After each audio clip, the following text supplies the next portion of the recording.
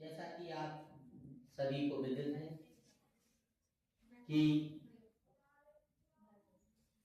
जनपद सहारनपुर के RIRD में चल रहे 3 दिवसीय आवासीय प्रशिक्षण ICRP FNSW के मॉड्यूल 1 के सत्र S4 S5 में विकासखंड नागल के पार्टिसिपेंट पधारे हुए हैं।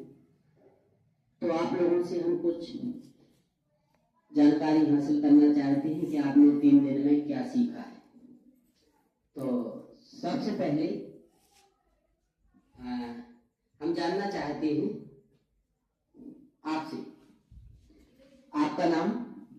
मेरा नाम रूपा है, गांव का नाम भगवती है, ब्लॉक नागल, जिला सहारनपुर। अच्छा, आप कौन हैं और कहाँ पर आए हैं?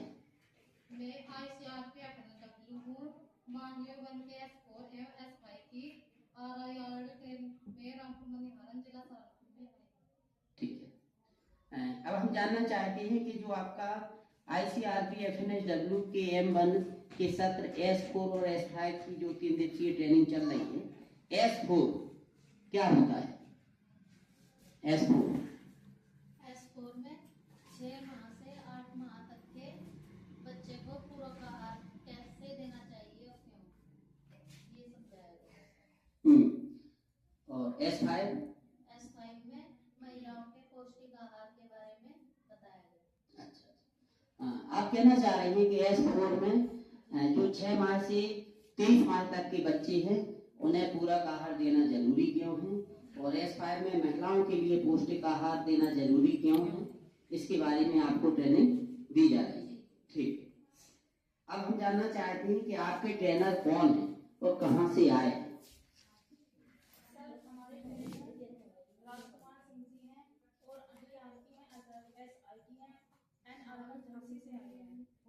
जी। अब बताइए पूरक आहार के बारे में जानकारी दीजिए।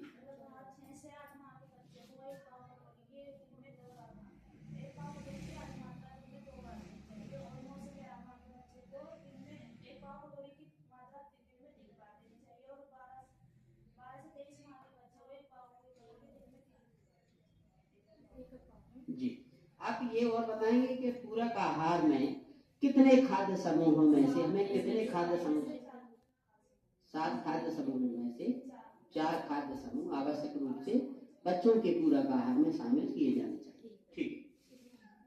महिलाओं के लिए पौष्टिक आहार के बारे में कोई जानकारी दें? महिलाओं के पौष्टिक आहार में 10 खाद्य समूह में से कम 5 समूह शामिल करने चाहिए। हाँ, इसके बारे में बताइए थोड़ा। इसके बारे में ये 10 खाद्य समूह हैं। कौन कौन है, थोड़ा क्लियर करें। इनमें से पहले खाद्य समूह में से गेहूं और चावल लिए, दूसरे में से खाद्य समूह में से दाल, और चौथे खाद्य समूह में से दही का रायता, और 7वें खाद्य समूह में से हरे पत्तेदार सब्जी, और 9वें खाद्य समूह में से खीरे का सलाद। अच्छा, तो आपने कितने खाद्य समूह शामिल कर लिए हैं? सर 5 खाद्य समूह शामिल कर लिए। ठीक है, तो 10 में से 5 खाद्य समूह महिलाओं को पौष्टिक आहार में शामिल करना चाहिए अनिवार्य रूप से। ठीक। अब आप ये बताइए, गर्भवती महिला और धात्री महिला को कितना अतिरिक्त भोजन दिया जाना चाहिए? सर गर्भवती महिला को अतिरिक्त भोजन दिन में 1 बार और धात्री महिला को अतिरिक्त भोजन दिन में 2 बार। जी, ठीक है। अब हम जानना चाहते हैं माहवारी के समय क्या करें और क्या ना करें। माहवारी के समय रसोई घर में भी जाना चाहिए, और माहवारी के समय खेलकूद भी करना चाहिए, और माहवारी के समय योगा भी करना चाहिए, जिससे हमारी सेहत भी अच्छी रहती है। और माहवारी के समय नींबू पानी भी पीना चाहिए, और माहवारी के समय 3-4 बार पैड बदल लेना चाहिए, और माहवारी के समय गुनगुने पानी में भी नहाना चाहिए। जी, ठीक है। और क्या नहीं करना चाहिए माहवारी के समय? जैसे गंदे कपड़े का इस्तेमाल माहवारी के समय नहीं करना चाहिए।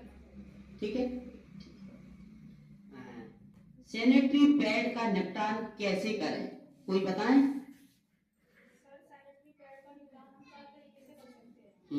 नंबर 1, अखबार में लपेटकर लाल रंग का निशान लगाकर हम उसे डस्टबिन में। अच्छा, थोड़ा बताइए। हाँ।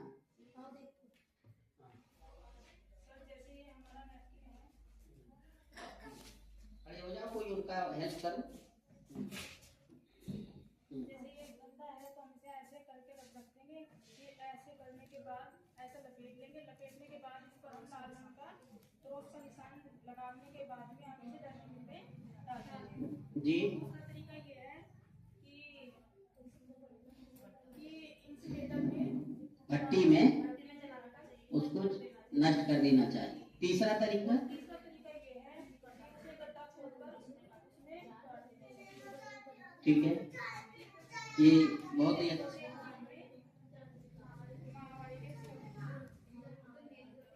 ठीक है, बहुत अच्छी आपने जानकारी दी है।